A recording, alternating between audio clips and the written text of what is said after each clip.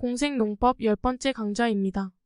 지난번 강좌에서는 식물 생장에 필요한 내부 요소 중에서 유전자에 관한 내용을 들었습니다. 이번 시간에는 식물의 자생지에 관한 내용을 김용현 원장의 강의로 듣겠습니다. 경쟁을 해요. 식물들이 막 경쟁을 하는데 이거는 도저히 못 살겠는 거예요. 줄기를 만들어서 어떤 놈 100m씩 올라가서 햇빛을 다 차지하고, 그러면 나무가 전체적으로 100m가 크고 이럴 수가 없잖아요. 그러니 무엇을 하는 거냐면 잉여되는 공간, 다른 것의 방해를 안 받는 공간으로 자기가 이동하는 거예요. 그리고 그 조건을 감지해서 거기서 살아요. 내가 올라온 곳이 어디냐면 돌 위로 올라왔어요. 그리고 내 형태를 바꿔요. 그러면 그걸 다육식물이라고 하는 거예요. 어느 날 사막이 됐어요. 이 조건은 뭐냐면 기존 조건하고 전혀 다른 조건이에요. 그럼 거기에 맞춰서 내가 무엇을 가지게 되냐면 여기에 조건을 다 인식하고 내가 살아갈 수 있게끔 그 조건을 바꾸는 게 자생지 정보예요. 그래서 자생지 정보를 알면 무엇을 하는 거냐면 농사의 절반을 가는 게 자생지 정보예요. 그래서 뭘 하려고 하면 자생지를 찾아가라. 내가 어떤 외국에서 뭐가 나와서 내가 이걸 본격적으로 하고 싶다 그러면 반드시 그 식물의 자생지를 찾아가서 그 식물이 어떤 구체적인 여건에서 생육을 잘하는지를 판단을 해봐야 되는 거예요. 포도가 어디서 나왔어요? 샤인머스켓을 잘 키우면 돈이 돼요. 굉장한 돈이 돼요. 요 정도 평소에서 그래도 1년에 1억 이상 정도 벌 수 있는 건 아마 샤인머스켓이 한 2억, 2, 3억까지도 갈 거예요. 요 평소에서 300평에서 내가 2, 3억을 벌고 싶어요. 그러면 샤인머스켓이라고 하는 애가 어떤 자생지를 가졌는지를 기본적으로 알아야 될 거 아니에요. 그걸 모르고는 되지 않아요. 그러면 샤인머스켓의 기본 종이 뭐냐면 요 머루 머루들이 있는데 그 머루 중에서 유럽으로 떨어진 애가 무엇을 한 거냐면 알을 키웠어요. 그리고 그거를 우리가 포도라고 하는 거예요. 유럽적 머루를. 근데 유럽적 머루를 갖고 와서 우리나라에서 키워요. 클까요? 안 크죠, 잘. 그러니까 뭐를 하는 거냐면 농약 비료를 쓰는 거예요. 그런데 유럽하고 동일한 조건을 갖고 있는 곳이 우리나라에 여러 곳 있어요. 토양적으로. 그게 어디냐면 영월이라든가 단양 이런 지역. 그래서 영월이나 단양 지역에서 우리는 포도를 특화하겠다. 그러면 가능해요. 영동 옥천이 지금 제일 유명한 포도 주산지예요. 여기서 내가 세계적인 포도를 만들겠다고 아무리 끙끙거려봤자 어려워요. 그래서 샤인머스켓이 돈이 되더라도 돈이 돼서 내가 이걸 한다 그러면 이사를 가야 돼요. 영월 단양서? 그게 제일 쉬워요. 왜냐면 베이스 자생지가 그 식물이 진화하면서 갔던. 그러면 얘가 예를 들어서 포도가 동서남북 중에 어디에 살을까? 그런 걸 보는 거예요. 유기물층이 얼마큼 발달한 곳에서 사는가? 그러면 유기물층은 얼마큼 필요해? 수분은 얼마큼 필요해? 광도는 얼마큼 필요해? 그런 정보가 기본적으로 자생지에서 나오고 나면 그 다음에 뭐를 하는 거냐면 토양 개량, 관수 장치 이런 것들이 거기에 따라서 자생지 조건과 유사하게끔 끌어주는 것. 그런데 어떤 식물은 큰 나무 밑에 살아요. 취나무니 나무 밑에 살아요. 그러면 뭐를 해주냐면 그것과 유사한 나무를 심어주는 것. 이게 선행생태계 부분으로 그 조건을 맞추어질 때 좋아요. 그리고 그것이 극도로 나중에 발달되면 뭐가 되냐면 우리가 얘기하는 스마트팜이라는 거. 미생물에서부터 시작해갖고 모든 여건들을 다 인위적으로 조절해주는 게 스마트팜이 궁극적으로 가려고 하는 목적인데 이거 못 가요. 왜 못 가냐면 바깥의 10가지 조건과 내부 조건을 이해를 못하는 사람이 스마트팜을 해요. 스마트팜을 만드는 사람은 누구냐면요, 우리가 소위 얘기하는 공학을 하는 공돌이에요. 그 사람들이 식물에 대해서 모르잖아요. 그러니 온도, 습도, 광 몇 가지만 가지고 조절을 하면서 식물들이 쉬어야 되고 뭐야 되고 이런 정보들에 대한 게 없는 거예요. 그러니 스마트팜은 장장 멀었어요. 에너지 문제부터 해결해야 될 게 너무나 많은데 그것들을 못하고 있는 거예요. 그래서 식물은 일단 기본적으로는 내가 뭐를 키우고 싶으면 자생지 탐사부터 하세요. 그들이 어떻게 자라는지를 보고, 그 산에 갈 필요 없어요. 그걸 보고만 와서 그 정보가 가서 토심의 깊이라든가 이런 것에 대해서 어떻게 자라는지를 보고, 그러면 내가 토심을 어느 정도 설정할 건가냐, 경운을 얼마큼 할 거냐, 이거에 대한 판단력을 가지러 가는 건지, 그 산에 있는 흙을 옮기라는 부분은 절대 아니니까. 그래서 오면 돼요.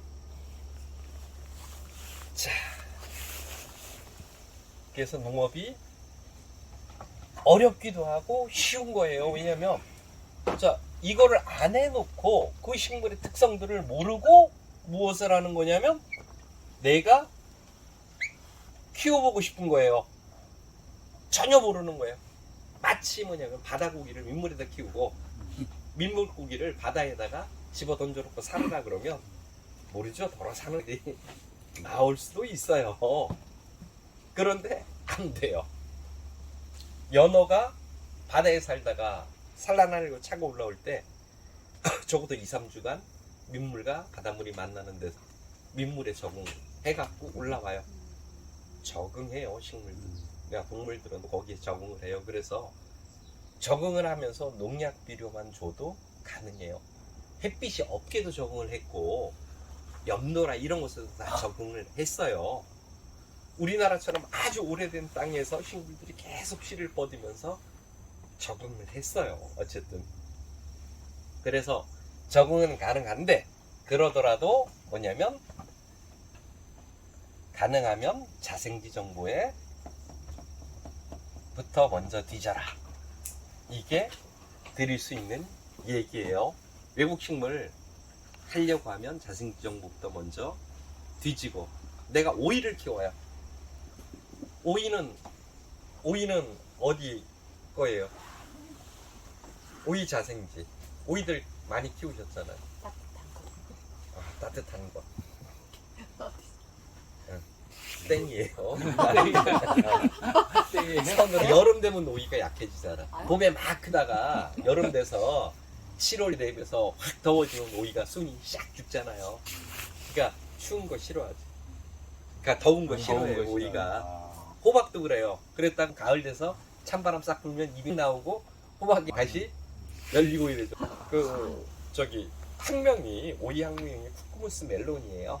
그 멜론은 우리가 아는 그 메론이에요. 쿠쿠모스. 어. 쿠쿠모스. 수박은 워터멜론이에요. 그치. 그러니까 워터멜론은 물이 많은, 몸속에 물이 많은 박이 수박인 거고, 쿠쿠무스가 뭐냐면요, 물이란 뜻이에요. 그러니까 자생지가 하천 옆이에요. 물가예요. 북향의 계곡에, 산의 계곡에 이렇게 물들이 흐르잖아요. 그 옆이 오이의 자생지예요. 그래서 거기서 자라는 거예요. 계곡 옆에 물이 시원한 곳. 그러면 오이는 수경재배도 가능한 종인 거죠. 그래서 지금 오이를 수경재배를 많이 하는 거예요. 왜냐면 그 종 자체가 물에 뿌리를 잠궈도 살 수 있게끔 자생지를 갖고 있는 아이예요. 유전 정보를 그렇게 갖고 있는 아이란 말이에요. 그러면 내가 예를 들어서 야간 기온을 어떻게 조절해 줘야 돼, 이거 문을 어떻게 열어줘야 돼, 뭐 하우스를 어떻게 닫아야 된다는 정보가 거기서 대부분 나오게 되는 거예요. 이 정보가 내부 상황이 사실은 기본이에요. 기본 키예요. 이 기본 키를 모르고 내가 뭐를 하겠다. 이거는 외부의 햇빛을, 뭐를, 영양분을, 이거 다 소용없는 짓이에요.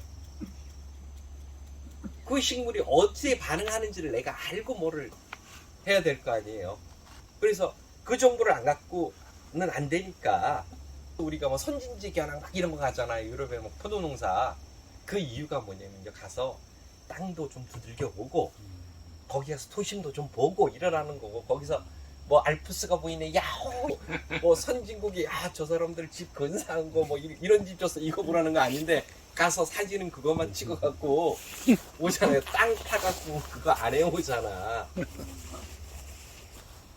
이거는 어쨌든 아주 생명의 기본적인 것들이 담겨 있는 사진이에요. 그리고 이 사진은 뭐를 얘기하고 있냐면, 꼭 명심해야 될 것이 무한성장이에요. 생명은요, 자기 생명은 무한히 키우고 무한히 낳으려고 해요. 이것이 기본이에요. 우리가 알고 있는 것 중에 이런 거 있어요. 죽으려고 할 때 식물이 종자를 많이 내놓는다. 그런 얘기하죠. 소나무가 있는데 종자가 많이 열리면 그 소나무가 죽으려고 한다 이러죠. 안 그래요. 잘못된 거예요. 대나무 꽃 피는 거고. 그거는 대나무의 수명이 한 120년 정도 되는데 120년 동안 뭐를 하는 거냐면 개체를 계속 늙는 거예요.